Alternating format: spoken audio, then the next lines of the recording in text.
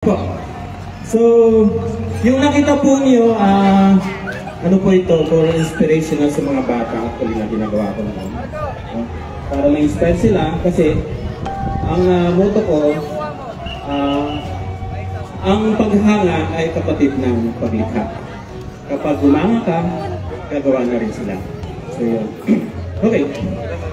Ito po yung ginagamit ko kasi tutok ako sa mga bata. Yung ako nagsisimula ko na mag-educate. Yung lahat ng makikita po nyo dito, sariling write-ups po. Pati po yung music kanina, based po dun sa aking mga lectures po yun. Kaya pasensya na po kayo kung mayroon kayo nakita na sa tingin nyo ay taliwas dun sa aking lecture, kukulik na lang po yun. Okay, simula po tayo. Ito po yung ginagamit ko pag bata kaya napakasimple lang. Mabilisan lang po ito. Sining. Ano ang sining? Yan, ganyan po. Para madali lang adapt ng bata. Sining ay may kaugnayan sa damdamin ng tao. Tapos na-explain ko na siya. Pag sinabi natin damdamin, nandyan yung kung malungkot ka, masaya. Next. Ang sining ay proseso kung paano pinaganda, ginagawa ang isang bagay. So, inirelate ko siya sa environment. Kapag makalat dito, yung paglilinis natin, pinaganda natin yung isang lugar, yung mga bundok na putol, ginamnan natin ang puno, isa siyang proseso. So, parte siya ng sining. Dahil yung sining, siya daw yung nagde-develop ng kung ano ang tao. Next. Ang sining ay kailangan ng kalikasan. Tama po yung kanina. Yung workshop ng mga bata. May tanong lang ako. Ano ang pinakamagandang kalikasan? Ano ang pinakamagandang kalikasan? Sasagutin ko na rin. Tao. Next. Contemporary. Ito, naman ma'am. No? So, hindi ko na. Yung part ko, nakalista ko ako sa contemporary artist. Ito yung mga iba-ibang klase ng sining. Mayroong pag-awit, pagpapintaw, pag-ukit, pagkuha ng larawan, pagtula, pagsusulat. Ito ang makasining. Kung sino yung alagad ng sining, tayo. Dahil tayo yung gumagawa at ipapakaya ng damdamin sa pamamagitan ng pagsulat, pagsayaw, pag-awit at pinipinta. Next. Ayan, so hanggang doon na lang siguro. Yan, ko na, paki-show na lang yung mga pictures of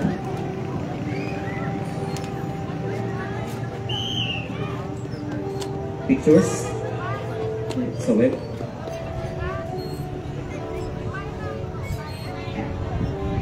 Okay, mabilisan ko, no? Ito po yung aking mga gawa, no? Sa Tamawan, meron po ako isang painting doon. Ang bilis niya po sa. Ang bilis niya ngayon na.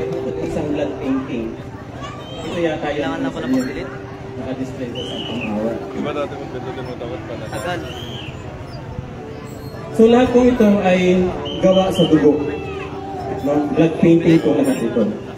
Kaninong dugo? Sa akin po. Yan. Bakit dugo? Blood. So papasok dito yung indigenism art. No? Pag sinabi natin indigenism art, no? It's a movement, campaigns against global warming. Nauso ang indigenism art noong 1992. Nasa university ako noon. So para kalampagin natin yung mundo, actually, ang target ko, kalampagin lang yung university.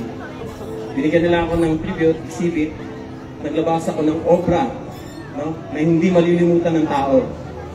Yan. So gusto ko na, binalikan ko ngayon yung mga estilo, yung mga style ko sa gamit, no? Mula nung bata.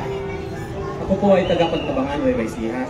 Kung alam po niyo yung dam na ginawa ni Marcos noong 1973. No? Pinanganak ako 1970. Naglipatan, nilipat yung mga tao doon sa bagong bayan o nag-create ng panibagong mga bahayan. Yung time na yon, 1970, ang layo ng bayan namin, papunta doon sa susunod na bayan, ay kailangan maglakad sa sapa. Kaya, kung mayaman-yaman ka, kumakay ka sa kabayo. ganun. So, ibig sabihin nun, nagsimula ako 5 years old ng pagpipinta. Wala akong makitang mga gamit doon kasi walang mabibilhan eh. Kaya nangangati yung kamay ko. So, pag nangangati yung kamay ko, gamit ako ng uling sa kalan. Pader namin ng canvas ko. Tapos, pag pumapasok ko, dumadaan ako dun sa may lumboy, yung buhat na puno. Pag namamansan yung damit ko, tinatandaan ko yun, ito, ink. Parang ganun. So, hanggang sa later on, kahanap ng sariling kulay, medium. Pag nasasugatan ako, blood. Uy, pulang-pula. Gagawa ko ng bulaklak. Todo nag-start yun. Okay. Pag kumakain ako, toyo at mantika ang ulam ko noon. So, yung toyo, yun ginagamit ko sa papel. So, yun. Sabi ko, nag-decide ako, blood na lang ang gagamitin ko. Pero sa mga masterpiece ko lang. Kaya yung blood na yan, inadapt ko siya. At the same time, tamang-tama dun sa aking philosophy sa buhay. Ang buhay ay bilog. Kasi naniniwala ko na ang tao binubuo ng 3 bahagi. Pakinggan doon sa slides. 3 bahagi. Meron isip, puso, katawan. O yung isip natin, ito yung kaluluwa, yung puso, ito yung spirito, katawan is katawan. Pag namatay ang tao, papanaw yung ating isip, yung kaluluwa, may iwan yung maglalakbay yung spirit.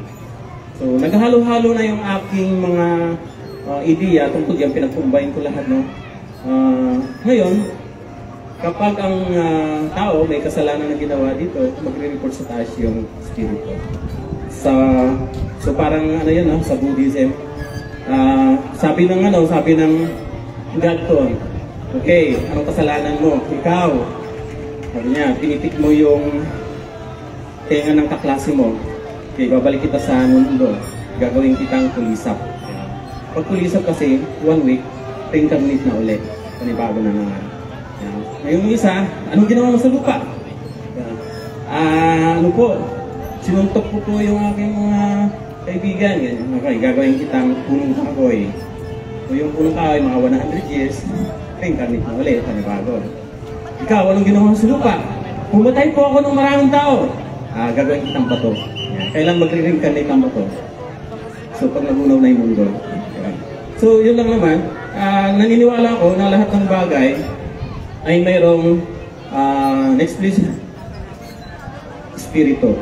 Kaya ang definition ko, hanggat may spirito, may damdamin ng isang bagay, dapat igalang. Ang living things, dalawa lang. Spirit at katawan. Ang non-living things, living things. Ang living things, 3. So, yun yung buo niya. Yun. Kaya ito yung ginagamit kong pang-lecture sa mga bata para at least matuto silang igalang ang kalikasan.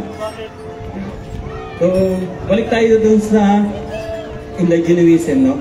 1992, yan nga, may grupo kami sa university. So, lahat ng grupo namin, i-adapt natin yung mga indigenous material. Kaya noong 1992 po, nagsimula, naglabasan na po yung kalawang. Yung gumagamit po ng kalawang, si bawang, artist, si coffee, yan, si rice. Kami po yun. Yung grupo namin yung mga artist po. So, tinawag namin siyang indigenism artist. Yan. So, hanggang sa later on, pumutok na sa media kasi unang interview ko sa TV kay Arnold Flavio, yung emergency. Kaya lang yon, siguro way back yung mga 2003 ganun. So, lumabas doon, in-interview ako ng psychiatrist. Tapos may nabanggit siyang word, fetish daw. Nag-react yung mga artist, pinagtanggol ako. So, nagpakbakan ngayon doon. Kaya, unang viral ng printing, nung panahon noon kay Arnold Flavio. Sumunod, hindi na ako nagpa-interview. Ayoko na. Nung pumunta sa akin yung eyewitness, sabi ko, di na po. Hanggang sa gumamit sila ng tao na bridge, para lang mapapayag ako. Hanggang sa pumayag na rin ako, pero may condition ako. Kailangan makita ko yung script. kung ano yung gusto ko, idadagdag. Ganon. Kung babawas, bawas. So, yun ang naging kondisyon namin. Hanggang sa gumanda. Nung time na yun, doon na gumanda na.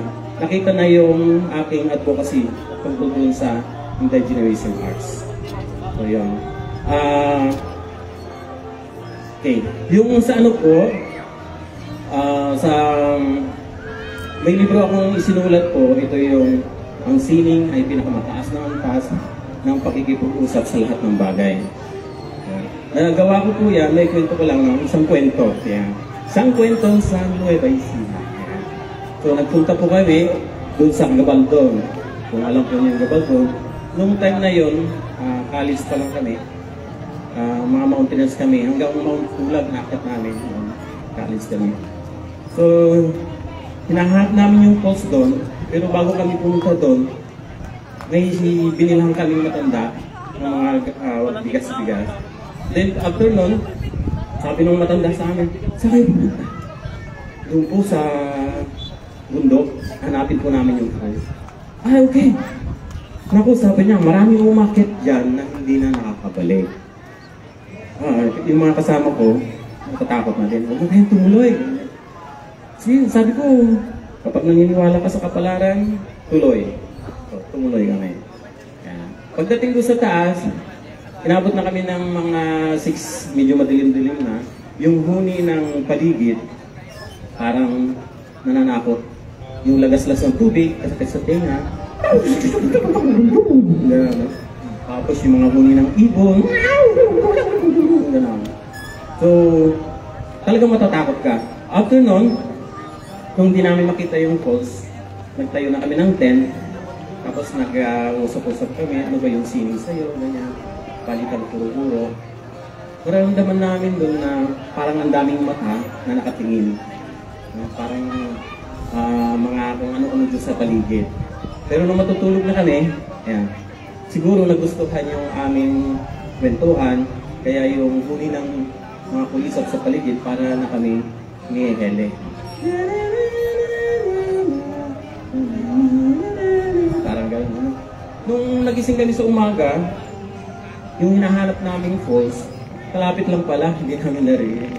Pero gano'n pa man, yung mga tao na nauna sa amin, no, nakita namin, daming basura iniwan. So dahil nga, mountainous kami noon, no, hanggang ngayon pa naman. Yan. Yung lahat ng nabubulok, ibinuna sa lupa. Yung mga hindi nabubulok, ilagay namin sa sako, dinala namin pababa. Nung natapos na kami maligo, bumaba na kami, parang kasarap yung pakiramdam namin kasi yung hangin na sumasalubong sa amin, ang lamig. Tapos yung banayad, yung lagaslas ng tubig, yung mga ibon, parang kumakanta na, doon nabuo yung book ko. Ganun pala. Ang lahat pala ng bagay sa mundo, nakikipag-ugnayan sa atin. Kung atin lang papansinin. So, sa paanong paraan. So yun, may workshop akong ginagawa, pinapatunayan ko kung paano silang makipag-usap. Ang puno, lahat ng bagay. Sir, patulong. Yan. Pwede yung palagyan ng puti. Puti at saka yung lahat ng kulay din. Design kanina. Yan. So, pinapatunayan ko doon sa aking lecture para mas maunawaan ng bata yung punong kahoy, halimbawa, no? Kailangan ipalagay mo na yung punong kahoy, tao rin. Ano ang itsura ng punong lalaki, anong itsura ng punong babae. So, hanggang sa dahan-dahan, pinapakita ko anong kulay ng punong babae, anong kulay ng punong lalaki. Pati gesture niya. So, yun pala, sabi ko nga, ang sining, ang mga living things, no, nakikipag-ugnayan sa atin sa pamamagitan ng hindi mo makakasagot. Paano makipag-ugnayan ng bato? Ang halaman, ang punong kahoy, paano silang makipag-usap sa atin? Meron any idea? Paano sila makipag-usap sa atin? Yung mga artist, yung drawing natin ng isang puno. Yung drawing natin ng yan ang inspirasyon natin eh. Kaya sabi nga nila, pag wala na yung kalikasan, wala ng tao. Diba? Kasi nga, dun yung pinanghuhugutan natin ng inspirasyon. So, paano makipag-usap ang puno, halaman, pamamagitan ng yung pagpaparamdam nila sa atin na inaalagaan nila tayo. Ang mga puno kasi binibigyan tayo ng lilim, ng lamig. Yung ganun nila pinaramdam o ganun sila makipag-communicate sa tao. Meron tayong kaugnayan sa kanila. Yung pinaparamdam nila. Ayan. May puso sila. So, nararamdaman natin. Yun. Ang bang siguro, paano natin i-materialize? Kung bata ang ituturo mo, paano natin i-materialize yun? Yeah. So, tama si Sir. So, para sa akin ko, no? Ewan ko kung tama ako, no? Ang lahat ng bagay ko sa mundo natin, nakikipag-ugnayan sa pamagitan ng elements of arts. Ayan. Kung mapapansin po niyo doon sa painting ko, halimbawa,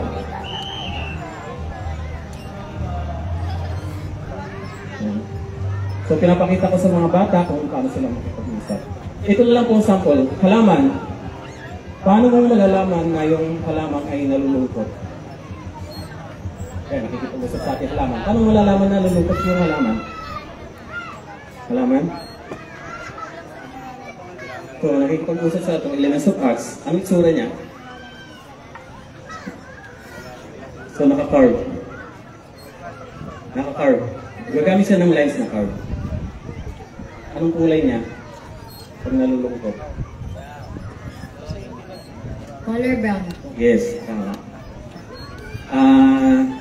Kapag nakita mo na gano'n na yung halaman mo, anong gagawin mo? Diligan ko. Yes, yun ang gusto niya mangyari. Diba? So, ibig sabihin lang, yung halaman, pinapakita niya siya, huy, diligan mo naman ako. So, instinct na sa atin, nag-uusap yung damdamin natin, saka spirit niya, yung damdamin niya. So, kahit hindi mo na iniisip, nakita mo kuha ng kulit, diniligan mo. Instinct na sa atin yan. Kasi nga, nag-uugnay, spirit natin, spirit niya. So, yun.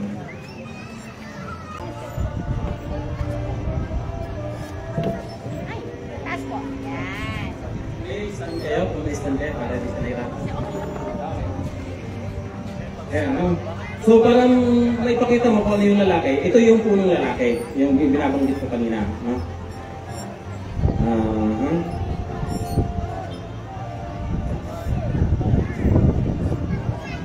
Ayan, ito yung lalaki.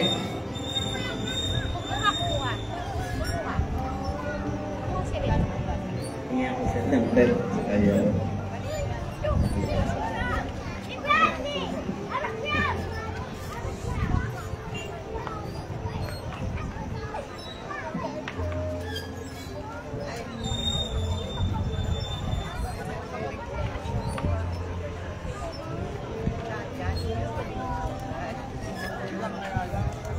Ito yung lalaki puno.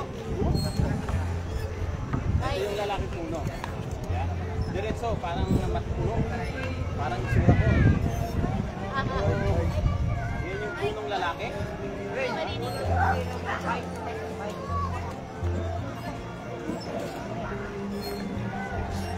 Ito yung puno. So, matipuno ang dating.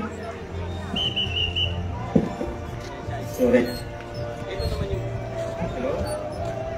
Ito naman yung lalaki na puno.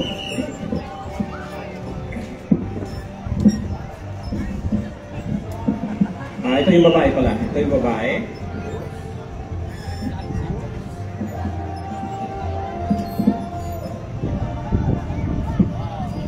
Makita niyo yung pagkakaiba? Ito yung lalaki, ito yung babae. Yan. So, yung ibig sabihin, kapag babae siya, para siyang tulad natin, yung gesto niya, sexy, gano'n, arts, yan. Yung kanyang mga sanga ay gumagalaw, ano yung ginagawa ng mga sanga niya. Itong lalaki naman, ito yung ano niya. Ito yung sanga, straight lang na gano'n. Diba? Tapos yung kulay ng lalaki, siyempre medyo dark.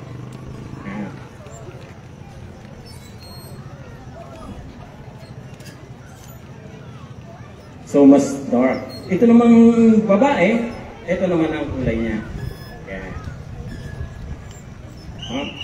So parang pinkish, medyo light, masaya pa, masaya.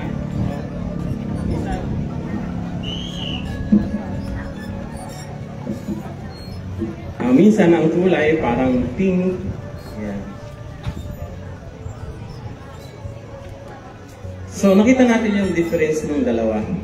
Lalaki, babae. Sabi ko sa mga bata, nakakita kayo ng punong ganyan, ito. Yan. Tingnan nyo mabuti. Ano ang gusto nilang sabihin sa'yo? Kasi definition natin, nakikipag-usap ang kalikasan, di ba? So ngayon, anong gusto nilang sabihin sa akin? Yan. So sabihin nila, ay, parang about love. Di ba? Parang tungkol sa pag-ibig. Yan.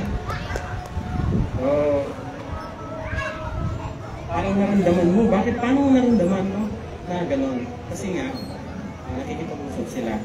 Paano natin sasabihin na ito ay obra? Sabi ko sa mga bata, paano mo sasabihin na ito ay obra? Ang palatandaan ko kasi, pag sinabing obra, ang painting mo, masasabing obra, kapag ang isang tao na tumingin dito, nakarelate siya sa gusto mong ipahiwati. Obra. Para sa akin. So, ito lang yung mga ilang sample ng tungkol dun sa ang siling na yung pinaka-fasting kasi dito tayo. Okay?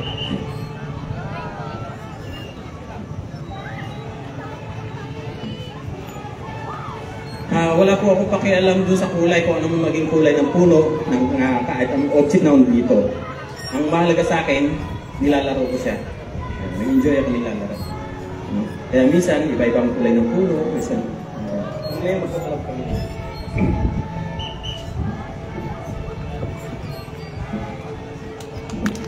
So, yun po. Marami pong ginagawang lectures, no? Pero yun na lang po muna ang aking i-share sa inyo. Kung gusto niyo makita po yung ibang gawa ko, nandun po sa YouTube. Siya nga pala, yung hand painting ko, paano ko daw na-develop? Yan ko muna. Nagsimula po ako niyan, college, pupunta na kami sa liblib na area, no? Nag-workshop ng mga bata. Hanggang sa nung gumraduate na ako, may pera na akong konti, bumibili ako ng lapis, papel at Crayola. Kasama ako sa military. Kasi yung military, hanggang sa mga liblib na area, kaya nasungin. Pero hindi ako sumasabay sa kanila. Sarili ako, motor lang ako. Tapos yung mga bata, kaya mga bata, ganyan. Habang ginagamot yung mga magulang nila sa akin yung mga bata. Okay, so, tingnan nyo ha. Tatlong kulay lang, red, yellow, blue, lalabas lahat ng kulay. So, handpit ako sa harap na, nakatingin silang gano'n. Habang nakatingin sila sa akin, pinapasok ko ngayon yung lecture ko. Kasi kapag nag-handpaint ako, tapos pinapatawa ko sila, madaling pumasok sa kanila yung tinuturo mo. At the same time, maghanga. Kaya ang sabi nito, ang paghanga ay kapatid ng paglika. Doon nagsimula. Hanggang later on, after ilang taon siguro, nag-retire ako sa government na 2017. So nag-start po akong mag-show sa iba-ibang bansa. Tapos, ang kauna-unahan ko pong ginawa, nakipagpulab ako sa mga musician. Kaibigan ko po si Noy Tabangon. Kaya yung unang nag-encourage sa akin na habang tutugtog siya, mag-handpaint ako. Sige po ka ako. So, tugtog siya, handpaint ako. Conspiracy ko, alam niya sa Manila. Tapos sinundan niya na yung Joe Ayala, Asin, sino pa. Yun. So, ang bumitbit naman sa akin, sa mga legendary na musician, si Heather Bartolome. Naging tatay-patayan ko siya. Pag meron siyang concert, kaya tawag ako lagi. So, after na tugtog siya, meron akong output. Dahil charity yun, pinapa-auction nila. Hanggang sa, marami na akong nakilala. No? Kasi ang advocacy ko noon, for charity actually. Nag-show ako sa ibang bansa para yung donation, isang painting, isang donation na may minimum lang, yun naman yung ginagamit ko na ang charity sa Pilipinas. So, ganun pa man, hindi natin sinasadya, no? Kapag tumatagal, siguro ganun talaga pag tumatanda na, no? Eh, nagmamahal din ng painting. Naiya naman ikaw magbaba dahil marami nang kumuha sa iyo ganun yung price. So, yun po yung kwento po dyan. Yan. So, thank you. Tulap po tayo. Ganito yung ginagawa namin. Si Brad Pitt po, kaibigan ko din. No? Habang nagkukumedya siya, nagpupaint ako sa gilid. Last performance. Ladies and gentlemen, siya po ay may kakaibang talento at pagmamahal sa kalikasan, sa buhay, pagpapahalaga po sa kapwa, hindi lang sa may buhay, pati po sa mga bagay na naniniwala po siyang meron din pong pagpapahayag ng damdamin sa atin kahit sila po ay hindi nagsasalita, kagaya ng halaman, ng isang bato, o isang bagay na sa palagay natin o minsan sa akala natin ay nandiyan lang sa tabi at hindi natin pinapansin. Amang Pinton, maaari po bang umakyat kayo sa entablado muli? Ayan po. Napakaswerte po namin sapagkat kayo ay nagpaunlak. Alam niyo ba, nakahapon na inaabangan namin siyang dumating dahil ang sabi ay alauna po ng hapon, manggagaling na siya sa Nueva bago po, para hindi po masayang ang kanyang pag-travel at nagmotor lang po siya talaga. Yung talagang motor, hindi siya bigibay. Maaari po tayong magtanong o magpakita sa kanya ng kahit na anong uri ng pagpapasalamat or pagpapakita ng admiration in form of words. Sino pong mag-volunteer? Meron po bang gusto magtanong? Sa kanya pong pinili po na medium sa kapaglikha po ng kanyang visual arts. Meron po ba? Sa audience? Mari po tayong lumapit. Malay mo. Di ba? Ang ganda talaga, di ba? Ano po kayo? Yes po, magtalo na po kayo. Ayan, lapit lang po dito. Pwede po lumapit, ma'am, Ma'am Lynn. Sige na po, lapit na po tayo. Ayan. So, meron po tayong first na magtatanong kay ang wait. Ma'am, dito na lang tayo sa taas. Dito na lang. Sige po. First of all, admire po namin yung work mo. Ang galing po. Pero nabanggit niyo po kanina yung tungkol sa dugo, yung ginagamit niyo sa medium. Paano po niyo ginagawa yun? Ano po yung tinutusok ninyo? And meron po bang side effect sa health ninyo pag sa kayo? Thank you very much. Thank you, Ma'am Lynn. So, yung blood ko, nung nagsisimula ako sa university, naglabas ako ng isang obra, pumunta ako sa infirmary natin, nagpapakuha ako ng blood. Ayaw nila. So, ginawa ko, nagsariling stock ako. Galing lahat dito sa mga daliri ko, hanggang saan kung saan sa katawan ko, kumuha ako ng dugo. So, yun yung first time. Pero yung mga sumunod na, may mga advice sa akin, yung mga doktor na kaibigan, yung mga nurse. So, sila na yung kumukuha sa akin ng blood. So, okay, so ibig sabihin, natusok na po lahat yan ng karayom. yes po. Ayan po. Hindi kayo takot, sir, na magpakuha ng blood test or blood chem? Hindi naman. Okay. Kasi nagdo-donate naman tayo sa Red Cross, no? Ayan naman. Opo. Sir, may tanong. Talagang you wanted to paint lang naman using your own blood, not the blood of others, for example po. Ay yes. gustong, sir, pwede bang buminta ka ng blood painting tapos yung dugo ko yung gamitin mo? Okay lang ba yun? Yung ibang tao? Yes po. So okay po kayo doon. Yan. Sino pong gustong mag-volunteer? Tapos ganyan po kalaki yung canvas, oh. Tapos blood painting. May dagdag na tanong ako. Yes po. Actually, kalimitan kong tinatanong. Bakit blood ko daw? Bakit hindi na lang yung blood ng baboy, ng mga hayop, bakit daw? Ang sagot ko nung ganito. Noong unang panahon, sisimulan ko sa isang kwento, na lumubog yung mundo dahil dun sa pag-init ng mundo natin. Diba? Global warming, meron na nun. Kaya nawala yung mga dinosaur. Musbong yung tao ulit. So, okay. Ay, paano kung maulit-ulit? So, lumipas ang 1,000 taon, daang taon, trillion na taon, no? Napis out yung tura ng tao. Yung mukha natin. Ang tao ng noon ay 4 ang kamay, 4 ang paa, 2 ang mata. So, hindi na nila alam yung itsura ng tao ngayon. Parang ganun yung dinosaur. No? So, gawa nila, dahil mas advanced na yung technology nila, kaya lang mag-clone ng mabilisan. So, kumuha sila ng sample. Sabi ng isa, ay, meron ako nakitang, yung parang sa dinosaur, di ba? Nakakita ko ng tao, ito daw yung tao ng panahon mo. Yan natin, sabi niya. I-clone natin para pag nabuhay ito, meron tayong panglagay sa museum. Sabi nila. Okay, hindi yan, ito na. Kumuha sila ng blood sample. Kasi ang nahukay nila, yung blood painting ko pala. Yung blood painting, nahukay nila. So ito na, sabi niya. Para sa akin, dalawang klase yung reincarnation. Isang science at saka yung fiction at saka non-fiction. Ito, science, non-fiction. Kumuha sila ng blood sample doon sa painting. I-clone nilang ganyan. Ayun na, lalabas na. Lalabas na yung tao. Nung biglang, baboy pala yung lumabas. Bakit ganyan ang tao? Baboy ba yun? So kaya pala, yung ginamit kong blood, dugo ng baboy. Kung sana yung dugo ko ang ginamit ko, sabi ko, nag-reincarnate na naman ako, buhay na naman ako, di ba? Yun nga lang, saan ako? Saan ako? Wala niya ako dito! Nakakulong na pala ako sa museum nila. Okay po. Okay po.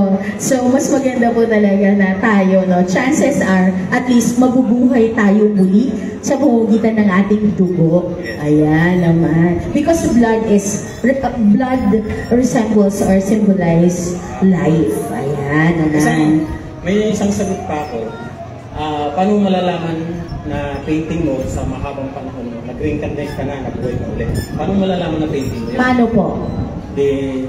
Nabuhay ako sa daang taon ulit. Nakita ko yung painting ko. Sabi ko, parang painting ko to. May something lukso ng dugo. May lukso ng dugo nga. Oo nga naman. Tama. Nagko-connect talaga. Happy po. Ayan. Oo, may lukso ng dugo. Ayan, maraming salamat po, Amang Pintot. May tanong pa po ba tayo? Yes, sir. Sir Ariel.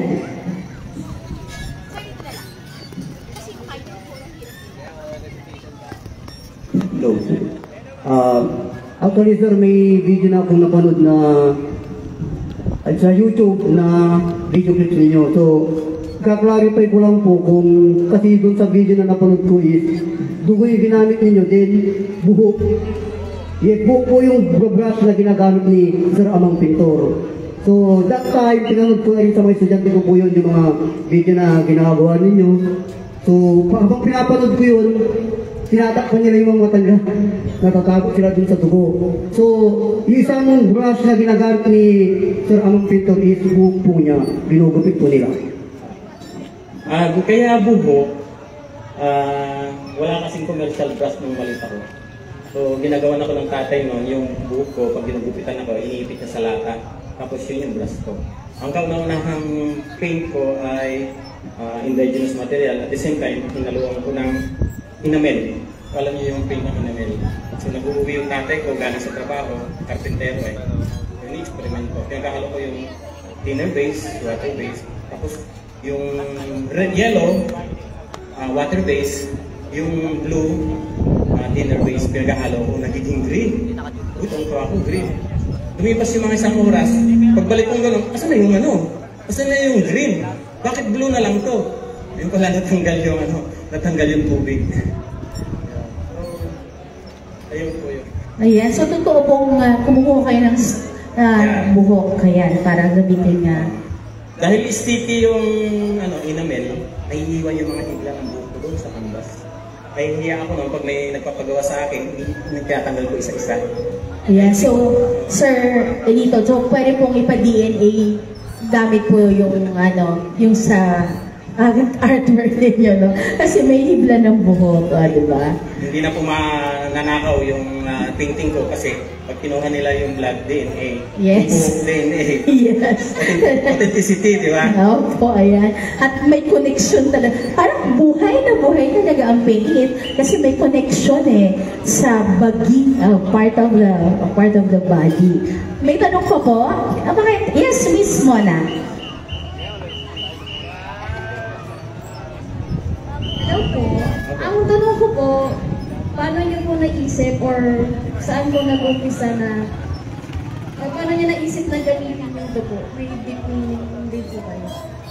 Dahil sa pag-ibig. Wow! Sige po, elaborate natin yan. Hindi kasi nung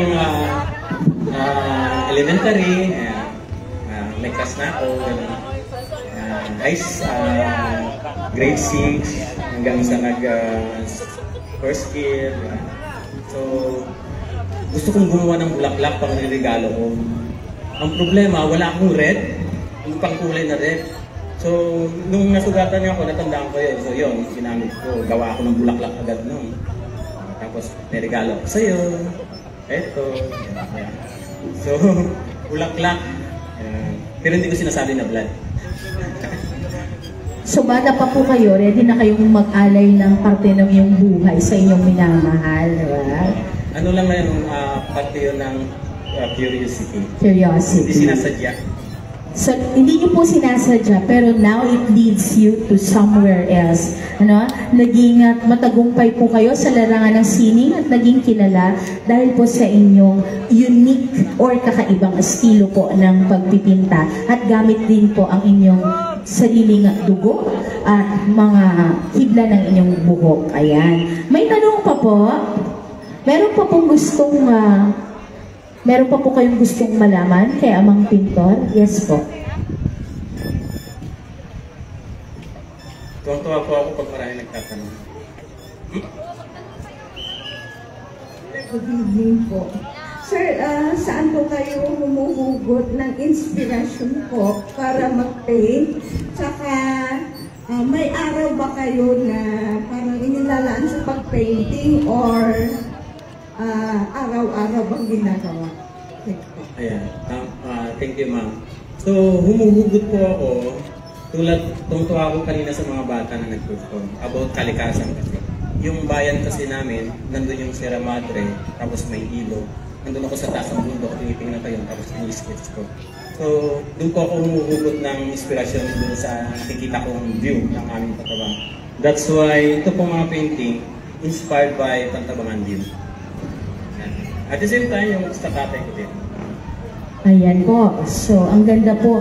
Nabanggit niyo po yung tungkol sa tatay niyo. Ito po, kitang-kita namin ang inyong obra. Ano po tungkol kay tatay? Namana ko ito kasi tulad yung binanggit ko kanina, pag nagle-lecture ako sa bata, gusto ko tumatawa sila. Yung tatay ko, hindi marunong mag-drawing ng maganda. Pero, nag-drawing niya sa akin, anak, tingnan mo to ha?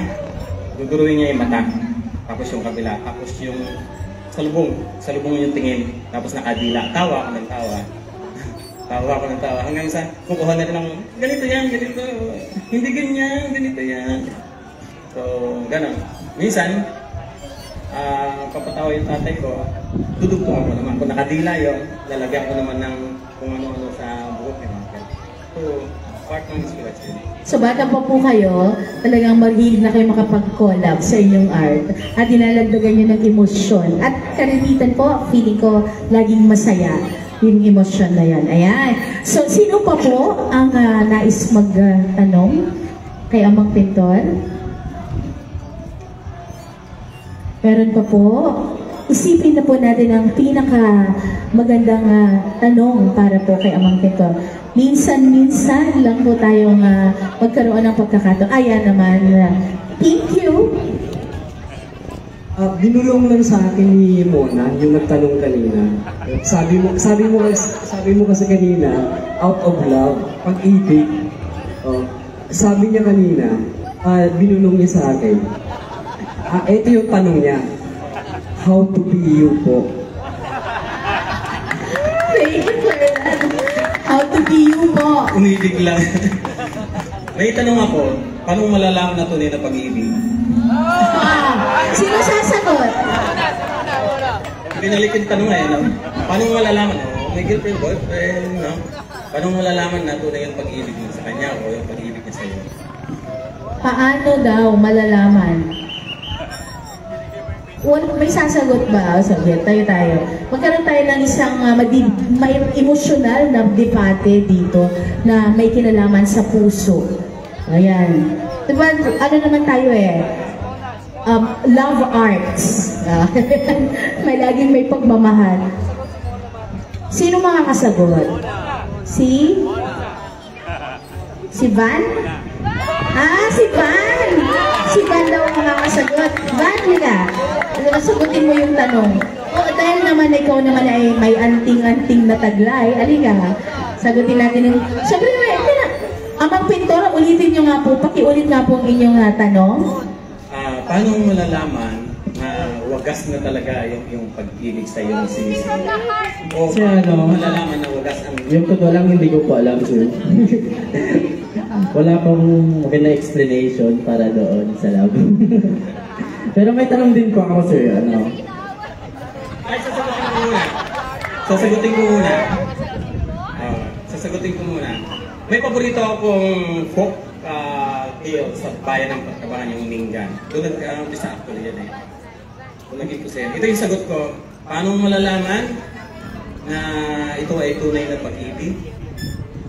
Kapag kaya mo nang magsakripisyo. Kung may dadagdag kayo. Kung may dadagdag kayo. Sir, tanong ko lang po kasi po bilang artist po, paano niyo po na-survive yung pagiging artist po nung kabataan niyo po? Ayan, magandang tanong yan. Na-survive ko yan unang-una. Sabi nga natin, ang ating puso binigyan ng kapangyarihan ng Panginoon. Napakaraming kapangyarihan, pero pinulot ko lang yung dalawa. Nakapangyarihan. Yun yung power ng pag-ibig at paniniwala. Love and faith. Yung dalawa na yun. So, dahil sa faith, maniniwala kung gagaling ka talaga. True hearts. So, kaya ako na banggit yun.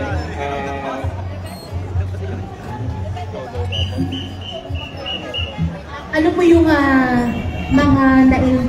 ano yung mga pinagdaanan at paano niya na-survive or napagtagumpayan? Kahit doon, yung passion, no? Binibit-bit ng passion yung dalawang yung dalawang kapangyarihan na yun, no? So number one, passion. Paano na-develop yung passion? Dahil sa mga magulang ko na sila yung mismong nakaka-appreciate sa gawa ko. Pag nakita mo yung painting ko, uy, ang ganda to. Lagay ko dyan, na-inspire ako. Nag-push yung aking damdamin, no? So, ang kailangan ng artist, palakasin yung damdamin. At yun yung passion. Okay. Maraming klase ng pagpapalakas ng damdamin, ang spirit natin. Para lumakas yung spirit natin, andyan yung yoga. Andyan yung may paborito kang kwentas. Kasi pag habang nakikita ng kwentas, iisip mo. Pag may ano ka, dito, tolerete sa katawan, iisip mo, so, nagbubong yung spirit. Lumalakas yung damdamin. Pag malakas na yung damdamin mo, magpinta ka, lalabas yung talagang obra. Pag nagpinta, lumalabas yung talagang obra. At pag taga Nueva Ecija, yung iniiro, pupunta ka pa doon. So, pwede kang samahan ni Sir Elito sa Nueva Ecija. Sir, taga Nueva Ecija yung iniiro. Sinisinta. Okay, ma'am. Okay, saglit lang po.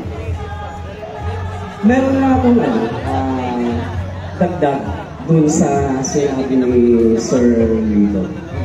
Kasi kabaliktaran yung sa amin. Sa mga magulang ko naman, kaaway ako.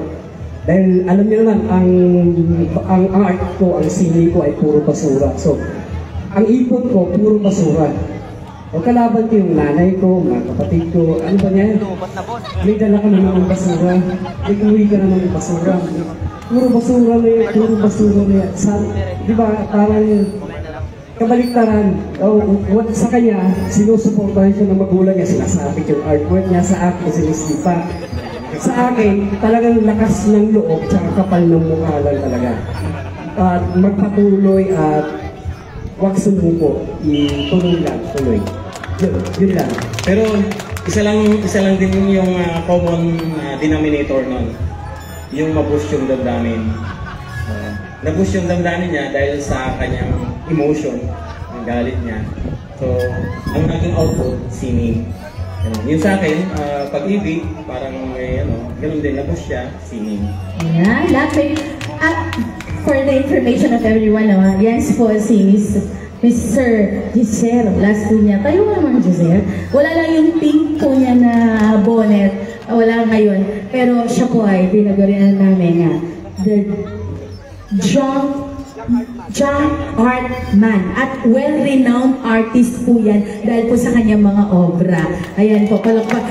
Bukas lang may flight to eh. Saan ang flight mo bukas? Hindi pa. Next. Saan ka naman? Bohol. Ayan po. At dahil sa kanya po, malaking tulong po na nababawasan at nabibigyan ng pagkakataon yung iba na gamitin yung mga excess. Pwede kang tawagin na indigenism artist. Indigenism, of course po. Part na siya. Ayan. Mga legendary na po kayo. Kaya masaya po kami na nandito po kayo. May isa pa po magtatanong, sir. Okay na? Ma'am? Ayan po si ma'am na... Sir, ako po si Daisy from MDRMO. Tanong ko lang, sir, is it really your desire to become an artist? Nung bata ako, hindi ko alam yung arts eh. Hindi ko alam yung arts, gano'n. Tumubo na lang siguro yung nalalaman ko na ako pala ay artist nung nag-college na ako. So, basta ang sinapasipay ko lang yung passion ko, yung hilig ko. Gusto ko ito, gusto ko ito. Mga ganun, no? Actually, ang trabaho ko sa government, computer programmer, IT ako.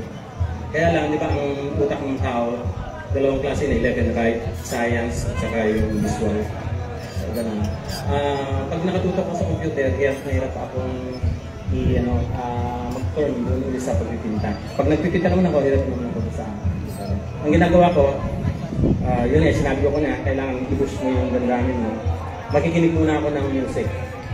Pag okay na yung music, ganado na ako magpinta. Pipinta na ako. Pag pupunta na ako sa computer, titingin ako sa mga YouTube videos, nakikita ko yung mga invention, balik na naman ako sa IT. So, maraming paraan kung paano natin kakawakan yung damdamin natin. Thank you, ma'am. At maraming salamat po sa lahat ng nagtanong. Meron pa po ba karagdagang tanong? Bibilang po tayo. Bonus po. Bonus points po tayo. Ayan. Last. Meron pa daw last? Sige. Okay lang po tayo dito. Sige. Anything. Then po, pinakita niyo yung mga painting niyo na may dugo-dugo. Baka may nanonood dito na gustong gayahin. Ano pong advice niyo? Dito po, wala akong blood. No? Pagka-actual na ganito, hindi ako naglalagay ng blood. Ang blood ko lang ay doon sa mga obra ko. Naglalabas ako ng obra sa loob lang ng isang taon. Meron akong inilabas na obra ngayon. Yun yung partner ko si Paul Galang. May ginangka siya. Yung mga bata, para sa akin kasi, i-open mo sa kanila na ang blood ay hindi nakakatakot. Ang blood is not death. Blood is love. Pag nakakita ka ng blood, okay lang yun, sabi mo sa mga anak ko. Kailangan i-train natin yung mga bata. Ano lang naman yun eh. Kapag ang bata hindi takot sa mga blood na nakikita nila, tayo hindi tayo takot. Nakakita ka ng nadisgrasya, duguan, ikaw mismo kukunin mo, idadalhin mo sa ospital, di ba? Pero kung takot ka sa blood, ayaw mong galawin yan. So, kaya napaka-importante na ipaliwanag natin bilang magulang na ang blood ay hindi nakakatakot. Blood is love. Ang Panginoon nga is Kristo, di ba? Ipinakas sa krus, blood yung ginamit. Kikita mo puro blood. Bakit? Gustong-gusto ng mga tao, di ba? Kasi nga kung ano yung blood niya, di ba, naging simbolo ng pag-ibig. Parang gano'n. So kailangan i-open natin ang mga bata, huwag matakot sa gano'n. Yan, maraming salamat po. So mula po sa ating amang pintor, ang dugo ay pagmamahal at buhay. Yes po. Ayan. Very active po dito sa section A. Dito po mamaya naman Last one. Di ba, may ganito kang artwork. May artwork na blood ang gamit. Yung artwork mo na blood ang gamit, pinimenta mo ba or hindi na? Dati, alam ko, may mga foresight. Pero ngayon magbebenta ka lang ng ganang artwork. Magmula nun, hindi ako nagbebenta. Magmula nun naglabas ako ng blood, not for sale yung gawa ko. At yung blood painting ko, titignan ko yung future kasi baka walang mag-alaga, dami-dami ko nang nagawa. Yung paglubog ng bayan namin, yung kahirapan ng bayan namin, mayroon akong blood painting, mural, hindi sa museum. So, saan ko siya idadalhin? Kaya tinarget ko, actually, na magtayo ng sariling museum. Kaya sa nagawin kayo sa San Jose, pwede nyo hanapin Amang Pintor Art Museum. Doon nandun lahat yung mga blood painting. Hindi ko rin ini-exhibit yun kung saan. Bihira. Kung yung mga maliliit na painting, yun. Katulad yun sa Tamawan, isang painting ko nandun. So, ulitin lang po natin, kung nais po nating makita ang mga obra maestra ni Amang Pintor, punta po tayo sa San Jose, San Nueva Ecija rin po ito, Amang Pintor, at hanapin ang Amang Pintor Art Museum. Ayan po. May dagdag lang ako, no?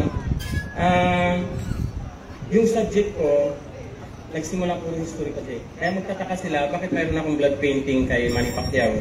Kay Duterte, mayroon ako. At saka, ilan lang naman yan. So, bukod sa history ng bayan namin, pumunta ako sa history ng Pilipinas. Si Pacquiao, mahirap na biglang nakilala sa buong mundo.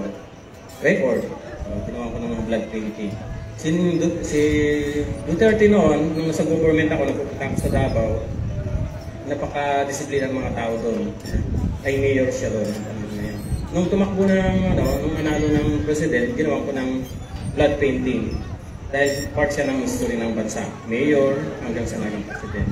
Tapos yung Miss Philippines, si Pia. Ilang dekada na wala tayong Miss Universe na mula sa Pilipinas. Siya yung kaya meron din ako sa kanya. So, ngayon meron akong ginagawa na ang haba niya ay 100 meter. Imagine nyo yung canvas, isang rolyo yun, 100 meter. Puro blood yung ginagawa ko. Sinimulan ko na siya last year. Lumabas na siya sa international media. Sa History Channel, lumabas na siya. Pero yun, tatapusin ko siya sana 1 year. Pang-entry ko yun sa Guinness record. Yung sa request kasi nakuha ko na. Yung sa Guinness naman. Yeah.